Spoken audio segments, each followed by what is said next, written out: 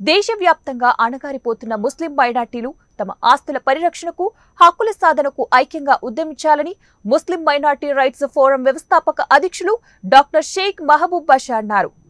మంగళవారం కర్నూలు నగరంలో మీడియాతో మాట్లాడుతూ ఈ నెల 29వ తారీఖున కర్నూలు జిల్లా ఆదోని పట్టణంలో నిర్వహిస్తున్న ముస్లిం మహాగర్జనకు ప్రతి ఒక్కరూ కూడా స్వచ్ఛందంగా తరలి రావాలని కోరారు.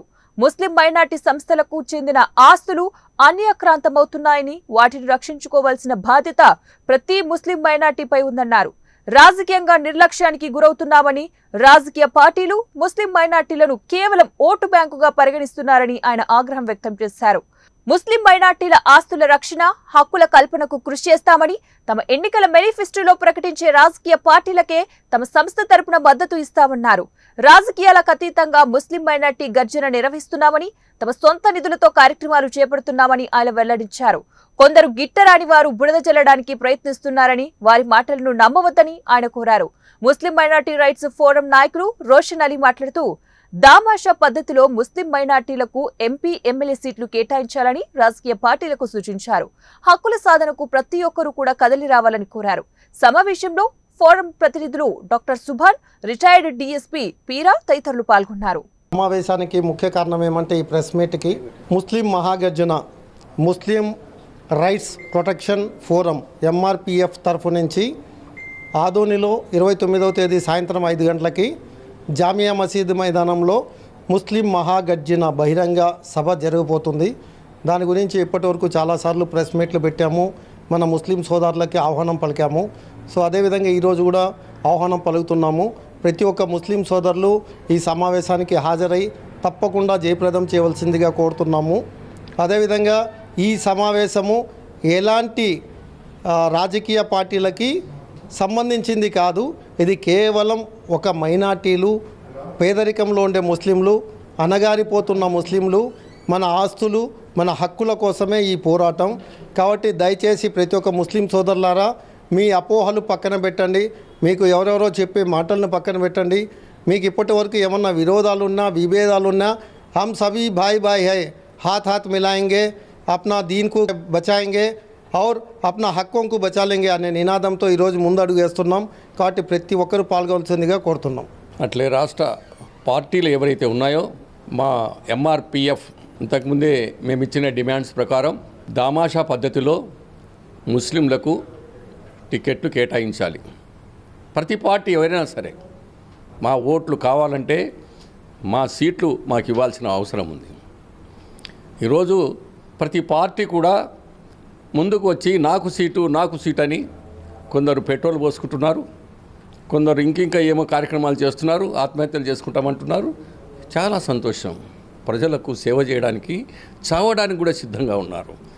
అది మరి మనం అర్థం చేసుకునే అవసరం ఉంది. అంత బాధ ఎందుకు పడుతున్నారు అంటే అందులో ఏదో ఉంది. కాబట్టి పార్టీలకు అందరికీ మా ఎంఆర్పిఎఫ్ తరపున నివేదించేది ఏమంటే, దామాషా పద్ధతిలో ముస్లింలకు సీట్లు కేటాయించకపోతే మరి మీకు మా అండ ఉండదని, మా సపోర్ట్ ఉండదని మా పార్టీ తరపున, మా సంఘం తరపున మీకు చెప్తున్నా. అలాగే 29వ తేదీ ఆదోనిలో మరి కర్నూలులో జరిగినట్టు ఒక మహా ప్రోగ్రాం జరుగుతూ ఉంది. దానికి ప్రతి ఒక్కరూ, ముఖ్యంగా ఆదోని ప్రజలు, తర్వాత ఎమ్మెగనూరు, పత్తికొండ ఆ ప్రాంత ప్రజలైతేనేమి, ఇంకెవరైనా సరే కర్నూలు జిల్లా నుంచి వచ్చే వాళ్ళందరికీ ఆ కార్యక్రమానికి మరి గర్జనకు ఏదైతే ముసల్మానుకి బులంద్ ఆవాజ్ అనే కార్యక్రమాన్ని మరి అందరూ కూడా సక్సెస్ చేయాలని కోరుకుంటూ మన భాషా గారి ఆధ్వర్యంలో ఈ ఎంఆర్పిఎఫ్ నుంచి మేము ఆధ్వర్యంలో ఒక కార్యక్రమం పెట్టినాము. అదే ఇప్పుడు కర్నూలులో పెట్టిన కార్యక్రమం ముస్లిం గర్జన అని ఆధ్వర్యంలో కూడా పెట్టినాము. అక్కడ చాలామంది ముస్లిమ్స్లు ఉన్నారు. మా యొక్క ఆశయం ఏమంటే, ధ్యేయం అంటే, ముస్లింలు చాలా వెనుకబడి ఉన్నారు, వాళ్ళకి సరైన రీతిలో కొంత సాయం చేద్దామని మన భాష గారు ముందుకు వచ్చినారు. దానికి మేము తోడుగా మేము వెంట ఉండి దీన్ని నడిపించి భవిష్యత్తులో మా ముస్లిమ్స్లు కూడా ఉన్నారు. ప్రతి సంఘంలో సంఘాలు ఉన్నాయి, కానీ ముస్లిం గర్జన సంఘం అని ఇంతవరకు ఏర్పడలేదు అనే ఉద్దేశంతో కొత్తగా ఏర్పడి మేము ముస్లింల కొరకు మేము పాటుపడాలని మేము అనుకుంటున్నాము.